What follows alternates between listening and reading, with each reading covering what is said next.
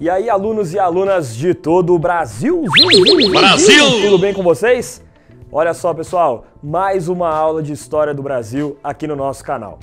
E ó, na aula passada eu tinha lançado uma pergunta, você tá lembrado? Não lembra não? A pergunta é a seguinte: se os espanhóis chegaram na América antes dos portugueses e já tinham até encontrado ouro por aqui, será que os portugueses, depois de Cabral, não tretaram com os espanhóis por causa da posse das terras? Isso você vai descobrir nessa aula. Fica aí.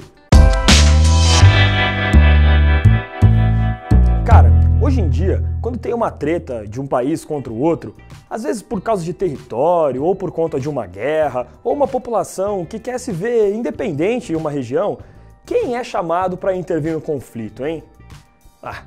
Quem faz a intermediação das relações internacionais hoje em dia é a Organização das Nações Unidas, rapaz, é a ONU. Só que a ONU foi fundada em 1945, 500 anos depois das grandes navegações. Então, naquela época, quem será que mediava os conflitos entre os países? Foi o Papa, ora! Obrigado, Chaves! Boa, Chavinho! Acertou, moleque! Tamo junto! Cara, naquela época, quem mandava e desmandava nas relações internacionais era o Papa. Isso porque a Igreja Católica tinha um poder muito forte naquele período. Ó, só pra você ter ideia, em 1454, Portugal estava conquistando a costa da África. E o Papa Nicolau V, ele escreveu uma bula papal especialmente para o rei de Portugal.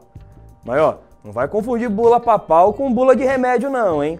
Parece, mas são diferentes. Porque ó, a bula é um documento escrito pelo Papa com recomendações sobre um determinado tema, seja ele religioso ou administrativo. Então o Papa escreve essa carta com recomendações que a Igreja deve seguir ou que os governantes da época têm que aceitar. Essa bula papal se chamava Bula Romanus Pontifex. Essa bula autorizava Portugal a escravizar qualquer povo que não fosse cristão lá na África. Os portugueses, eles estariam a serviço de Deus e a serviço do Papa também. E eles iam combater todos os povos muçulmanos que habitavam a África ou povos que tinham outras religiões. Além de combater, os portugueses iam catequizar esses povos africanos, transformando eles em cristãos. A Bula Romanus Pontifex foi importante também porque o Papa colocou uma outra disposição nela. Ele dizia o seguinte: só os portugueses estariam autorizados a navegar para a África. Ou seja, as outras nações europeias não podiam ir para lá. Portugal era único. Tipo assim.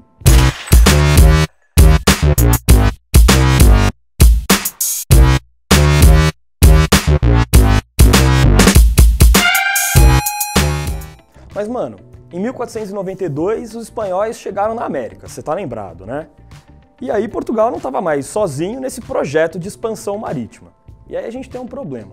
Por direito, de quem eram essas terras recém-descobertas? Essas terras seriam da Espanha, porque tinha descoberto? Ou essas terras eram de Portugal, que era uma nação que estava apoiada por esses documentos do Papa?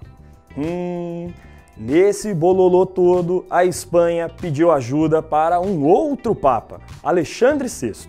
E ele escreveu uma nova bula, a Bula Interquetera, publicada em 1493.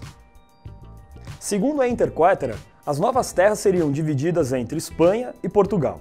Se traçaria uma linha imaginária, a 100 léguas a oeste do arquipélago de Cabo Verde, o que dá mais ou menos uns 660 quilômetros.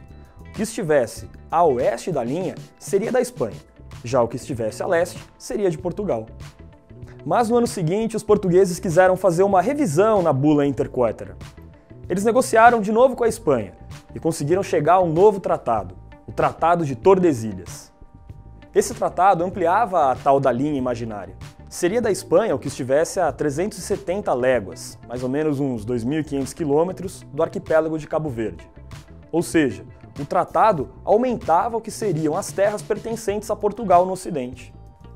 Pessoal, mas é sempre bom a gente lembrar que o Tratado de Tordesilhas é de 1494. Ou seja, ele é escrito bem antes da chegada de Cabral no Brasil. Então, alguns historiadores supõem que Portugal já devia saber que existiam terras na América do Sul. Essa é uma das razões para que Portugal tivesse revisto o tratado antigo junto da Espanha.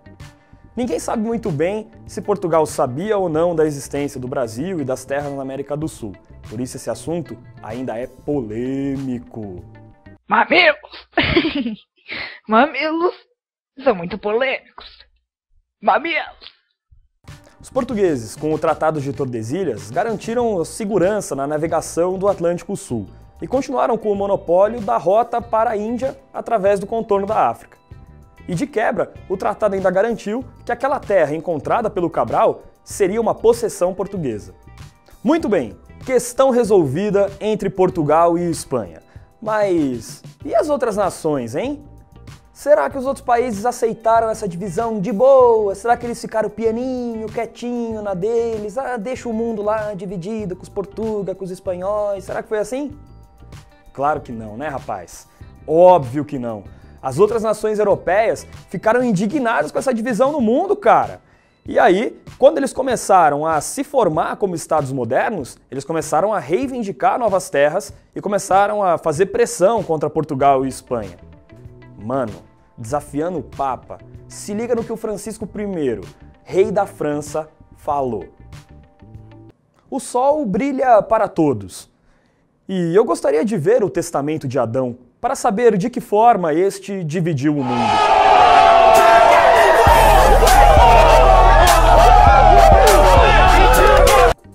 E olha só, pessoal, os franceses, ingleses e holandeses não ficaram só na provocação, não. Navios de piratas e de corsários começaram a atacar as embarcações portuguesas e espanholas que percorriam o Atlântico.